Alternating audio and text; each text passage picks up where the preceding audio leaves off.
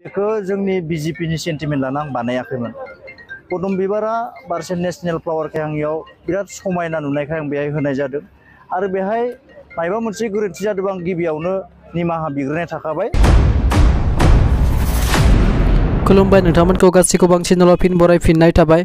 तो लोगोफोर नोंथांमोना दायो ससियेल मिडियायाव नुगासिनो दङ जोंनि बर' हारिनि आर'नायाव बीजेपीनि सिम्बलखौ बाहायनायनि थाखाय लावदुम आरो गेमस्रिखौ सोंखारिगासिनो दङ आरो गोबां आफादफ्रानो बिथांमोनखौ निमाहा बिनो थाखाय खावलायदों। तो दायो बेनि सायाव लावदुम एबा मुनिन बर' बिथाङा बड'लेण्ड बुब्लि रादाबनि गेजेरजों निमाहा बिनायखौ नुनो मोनबाय। तो लोगोफोर बेनि एसे भिडिअ क्लिप होनानै होनि नोंथांमोना नायनानै लानो हागोन बिथाङा मा बुंदों। नोंथांनि चेनेलनि नायगिरिखौ गिबियावनो गाहाम हामलायनाय जासिहरग्रोबाय। नैबे आं थांनाय नै दाख्लै योगा डे जेनेबा CM सारा जोंनि मानासाव फैदोंमोन।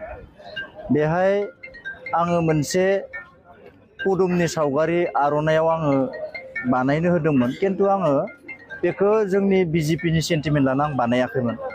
पदुम बिबारा बारसे नेशनेल फ्लावारखाय आं इयाव बिराद समायना नुनायखाय आं बेहाय होनाय जादों आरो बेहाय मायबा मोनसे गोरोन्थि जादोंबा आं गिबियावनो निमाहा बिग्रोनाय थाखाबाय बर' माहारि आफादफोरनिसिम।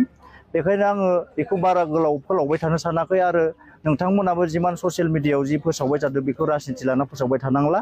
दिनैनि बे चेप्टारखौ बन्द' खालामनांगौ। आंबो बेनिखायनो नैबे प्रेस मिटनि गेजेरजों नोंथांमोनखौ जनायहरबाय आरो बेहाय आंनि मेसेजआ जेबो दाय गैया। मेसेजआ मोनसे समायना माने फालियाव ओरै मोजां मोनसे पिकचार लानानै बेखौ गावगाय स्टेटास होदोंमोन। आंनि मेसेजनि जेबो गोरोन्थि गैया। जितु आंनिफ्राय लानानै बिथाङा होदोंमोन गारियाव, जितु जों सानैबो थांदों। बिथांनि थाखाय आंनो नोंथांमोननिसिम निमाहा बिग्रोनाय थाखाय बिथाङा जेबो गोरोन्थि गैया। आं बेखौ खुनु राजनिथि सेन्टिमेन्ट लाना होनाय जायाखै। नोंथांमोना निमाहा होबानो जाबाय आरो मायबा मोनसे आरो गोरोन्थि बुजिदोंबा नोंथांमोना आंखौ आरो निमाहा होफिन। बेखायनो आं नैबे चेप्टारखौ नोंथांमोनखौ नैबे ससियेल मिडियायाव दावराव खालामनायखौ बयबो अननानै जाहाथे निजिनि साननानै बन्द' खालामो, आं बेखौनो गुरै खावलायहरो।